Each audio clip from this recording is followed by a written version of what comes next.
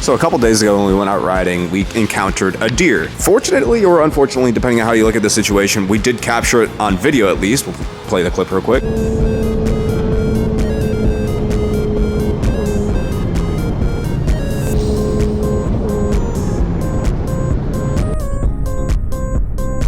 I dodged the deer while I was riding the H2. Uh-oh. What?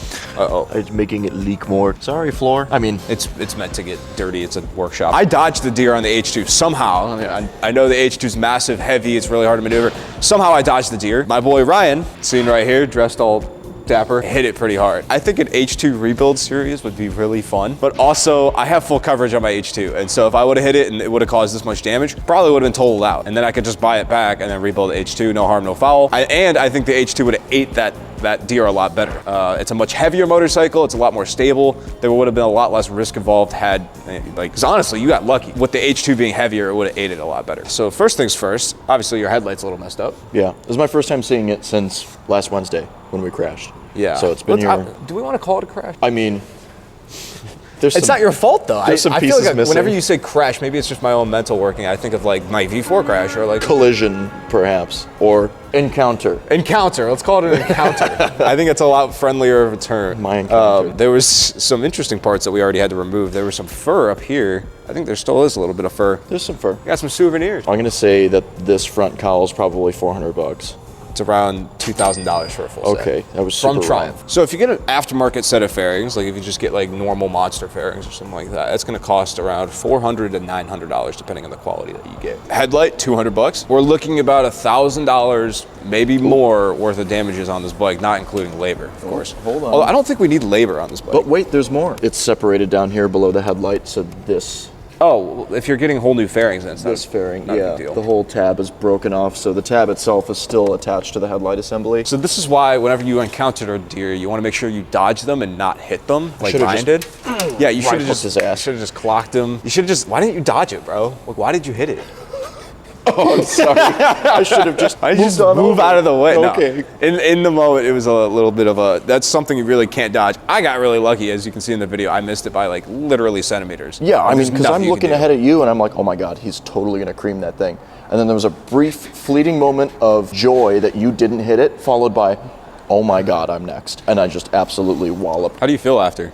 Irritated, a little sobered. Like this is my fourth motorcycle accident, so the whole incident itself is definitely like a little bit of a wake-up call. Like, I mean, the first one was my 8th day, locked it up, fell down in meadows. The second one, I fell in my driveway at 10 miles an hour. The third one was the drive shaft that knocked out your V4 wheels too. And then this, but I don't know, this one's definitely, it's made me like think a lot about how susceptible you are to danger when you're on a bike. An anvil could have fallen from the sky just as much as this deer could have jumped out at me. So in this case, I was unlucky enough to have my poor sweet child damaged a little bit. But you know what, it doesn't make me want to not ride, it just makes me way more aware of the consequences that come with what could happen when you do ride. I wanted to note about that. You were talking about like 4 accidents. That's something I think, admittedly, Not a I great think is track record. rare in the motorcycle space for you to, first of all, even be willing to talk about it. Because a lot of people, I think, in the motorcycle space, and I think I've been susceptible to this as well, like because motorcycling is such a competitive hobby and it's such a, we call it like boyish hobby that you want to be the best at whatever you're doing. Yeah. You have a lot of people that just completely either downplay their crashes or don't talk about them at all because they don't want to seem like they're a worse rider because of it. Pride and the ego thing. Exactly, Like, and I think the fact that you're even bringing up the fact that you crashed 4 times, it's kind of hilarious. it's not, I mean, it's a little hilarious. Don't but ride with that guy. You're willing to be laughed at a little bit and like. And that's what I tell people, like, because I have people ask me, like, oh, what should I get for my first bike? And my answer is always not something new. Don't get something new. It's gonna happen. Like, there's a good chance it's gonna happen. So prepare yourself and don't be afraid to like get knocked down and get back up again. I guess like That's the most important part. Off and back on after I something didn't happens. fall down on this one somehow. Sir Isaac Newton was looking down on me. He was like, "No, you're not going to fall after you hit that deer." I really don't know how I managed to keep that up, to be honest with you. But thankful, you know, I'm here to complain about it, so that's good news. Yeah, glad you're all right, buddy. Oh, come here. So if you guys last remember the V4, we had this bike down in North Carolina. I brought it back to Ducati just so they could double check the first service for me because if you guys remember, I had a little bit of help down in North Carolina when I was changing the oil on this thing, but not the professional kind. When I was down there, I didn't have a torque wrench, and so I wasn't sure if I got everything torqued down correctly. Amazingly, Ducati confirmed that I did. Like everything was torqued down fine. There's nothing over torqued, nothing broke, thankfully. I appreciate Jason letting me know here. Unfortunately, I overfilled the bike slightly, so I'm not as much of a motorcycle mechanic wizard as I thought I was. These sight glasses are pretty useful for when the bike is sitting up on a bench, but when I had it down in North Carolina, constantly trying to check that sight glass while I'm in the middle of a driveway that's kind of like teeter-totter. Either way, I don't think it matters that much. It was only overfilled by just a tiny smidge. And if I didn't experience any problems with this bike while it was overfilled, I don't think I'm gonna experience any in the future. I don't think it's gonna cause long-term damage is what I'm trying to say. I hope you guys give Ryan a little bit of credit. He does not have to be that open and vulnerable about something bad that's happened to him. Me and him have been talking in private. Like Ryan, he has nothing to prove. He's not doing the social media thing like I am. He doesn't have a million eyes on him if he doesn't so choose to be. And I think that's something that's lost in a lot of my videos, that regrettably, sometimes maybe I try to act cooler than what I am, or better of a rider than I think I am. When I hopped back on two wheels after I crashed, I was terrified, dude. It's a scary thing. When something traumatic or something bad happens to you, it's a normal thing to just be a little bit concerned about if it's going to happen again. And when you guys are going out there, I just want you guys to err on the side of caution a little bit. These things can happen. An anvil can drop out of the sky at any given point. You know, a semi-truck could smash into you in a car. Are we ever gonna quit riding? Probably not. We're too stupid for that. Oh, it is actually a really nice day out. Oh man. I forgot the last video I filmed was at the track, and so I learned how to lean off the bike, dude. That was something I'd never really, like, I was better at it in the past. I think after the crash and not being able to ride for a little bit definitely made me worse, which Jixabra, roasted me a little bit. Jixabra roasted me on the track day a little bit, which, hey, you get better over time. You take that criticism, you try to take it to heart. You don't try to act like, oh no, I know better. Because I don't. It's good to stay agile on the bike, dude. Don't be stiff. Lean off the sport bikes.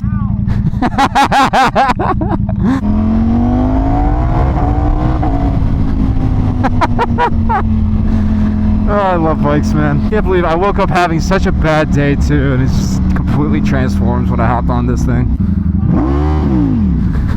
That's launch control. Launch control. Oh, this bike's awesome. It's just another really important reminder going into this year, like, as cool as you think you are, as good a rider as you think you are, you're most likely not as good as you think that you probably think you are. There's always areas you can improve. Even the top people, even the best people on the planet, there's probably areas you can improve. You get caught up with all the negativities. People like, oh, I'm the best stunt rider of all time. Yeah, you get them on track and they can't corner. Oh, I'm the best crack rider, and then you see them pop a wheelie and they can't hold balance point. No, obviously I'm far way off from perfecting anything, but it's just like, motorcycling is such full of this like testosterone-filled competition sport type thing. There's nothing I could do to change the majority of that, but all I could do as a content creator and as someone who's making videos in the motorcycle space is to hold myself to a better standard and not be like these idiots. Be better. Seeing Ryan's honest reaction to having something traumatic happen, that's a real reaction to have, is be like, man, this is kind of dangerous. I don't know if I like doing this. Somebody in the motorcycle space, they would never admit that. It's amazing. I was having such a bad day. I was having such a bad week, man. After coming home from the track day, my ego was the worst part of it. Letting go of the idea that I was a worse rider than I thought I was. I clearly had a lot of realm and area of improvement. I do think that some of the guys probably could have been, changed their language a little bit. Oh my God. Hello. All the nice cars coming out today. There he goes. The GT4. That's so sick, bro. Feels so good to be back in my element, bro, on two wheels. This is where I belong. This is truly the be-all, end-all to everything that I live for, man. I love the Duck, bro. I love the V4. The V4 makes me happy. It's so easy to slip my mind how awesome this bike is. This is truly one of the best bikes I've ever made. This bike is awesome, bro. That bike is awesome. It's so nice out. It's way nicer than I thought. I'm only wearing a hoodie and I'm fine. Yeah. Ooh. If you guys can't tell, we have a little bit of rain rolling in. This is just the unpredictability of living where I live. Well, at least we got to ride a little bit today before the bad weather rolled in, but... I hate you, weather. Why does Ohio hate me? I hate this place. The MT-07 with the floppy headlight and the... this bike, I haven't ridden this bike in a while. I've never actually explored back here before, and I thought it'd be kind of interesting maybe to find a little spot to talk for a little bit. This is what I wanted to talk to you guys about. Yes, my R6 is my background. I love the R6, okay? This is my old Ducati V4. Obviously, when we last left off this motorcycle, we crashed. We made a bunch of videos talking about the crash. We recovered fully. I can dance around on my feet again. Everything's all good. It's almost like it never happened, right? Except this is the final mark on the world that is significant proof that I crashed. That's my bike. Now, I'm not making this video as a cry for like, ooh, I want my bike back. I know that historically there's been people like you gotta understand the context. I know historically there's been people that have crashed, they sell their bike to insurance, someone fixes it up, and then someone wants to buy it back, and they get into this whole fight. I'm not making this video for that reason. I don't want that bike back. I never want to touch again. I never want to see it in person again. I never want to ride it again. I don't want that bike back. I had a really bad emotional connection to that bike. Last summer, I was going through it. Every time I rode that bike, it was just a bad time. For some reason, I have a lot of bad memories that connect me to that bike. I don't want it back. There's a reason why I didn't even try to buy it back from insurance. Probably could have been really lucrative to buy it back from insurance, because then I could have bought it back, did a bunch of videos fixing it up, yada yada, a little super inspirational. I fixed my old Panigale V4. It was for those emotional reasons. I did not want this bike back. The reason I'm making this video is because I have just recently rediscovered the path and trying to follow where this bike has gone. It is fascinating. So originally this bike was sold to Copart west of Cleveland. That's like, because I live on the west side, I'm assuming it got thrown off in some Copart auction. That auction, unfortunately, is not, the list price isn't sold, but from people I've talked to, they told me that bike sold for way higher than what it should have. If someone knows the exact number out there, I would love to know. But yeah, someone really overpaid for this motorcycle. Most likely, and this is just my guess, might have just been because they knew it was my bike and they really wanted to pay a high price for it. But see, that would be my best guess, probably your best guess as well, but that doesn't make any sense with all the other stuff I'm going to be talking about here. So the next thing is, the problem is that this bike was listed on like 15 different auction sites. Not only the Copart auction, but like a lot of European ones and Eastern European ones, and even like I think a South Korean one. It was weird. Here's where the story gets even weirder. It seems that on this auction, this one I think was over in Ukraine, because it says car price in Ukraine, $15,000. I don't know. I don't really understand. Basically, when I crashed my Panigale V4, it was a really violent, like that bike smacked the ground hard as crap, and it punched a hole in the engine. So it, like, that's how hard it hit. You could see it right from this awesome, yeah, right about there. You could see the hole in the engine. And then that bike was also laying in a puddle of water, so that's why insurance totaled it out. It's just because it probably would have had to get a whole engine replaced. This auction site in particular, this is not the original auction, this is completely separate from the Copart auction I had. Looks like it leaked oil all over the ground, because you can see, yeah, right here, like that's not water, this is like before they washed it. You can see all the oil dripping out, so they most likely tried running it, because if you look at this photo, they turned the engine on.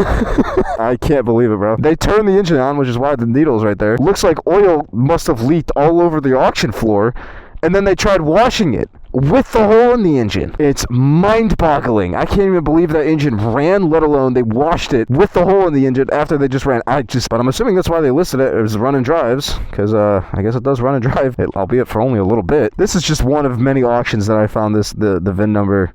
The VIN number is right there if you want to look it up for yourself, but there's a million of these auctions. Now, it's either someone from a random country decided that they want to buy my bike and try to fix it up, and then bought it, realized that they couldn't fix it, and then sold it to another auction. Or the most likely case of what happened here is someone just severely overpaid for a bike that they didn't know what it was, because in other countries, I live in America, in other countries there are tariffs on Italian motorcycles, and so a Ducati V4 is going to cost like $60,000, $70,000, while in the United States only costs $24,000. And so what these people in other countries will do is they'll buy wrecked motorcycles from the United States, have them shipped overseas, and fix them up, because it'll actually be cheaper to just do that than to completely buy a brand new motorcycle in their country. Now, in this particular case, my V4 sold for more than other V4s that have similar damage in this category, sometimes even less damage. So that's what leads me to believe that it was somebody, like originally whoever bought it paid for it because they wanted to fix my bike, realized it was too big of a project, and then sold it to another auction. I don't know, to be honest with you. That's why I would love to know if anyone out there